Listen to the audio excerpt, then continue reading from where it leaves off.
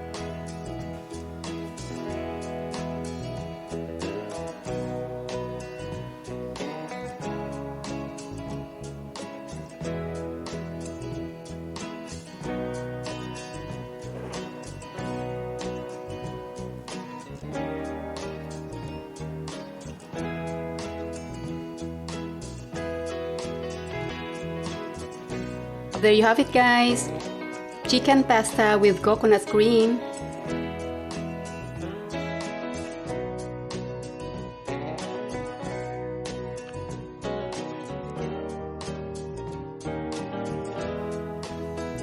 I hope you like this pasta recipe that I shared with you today. Thank you guys once again for joining me, and thank you for considering subscribing to my channel. Have a nice day, everybody.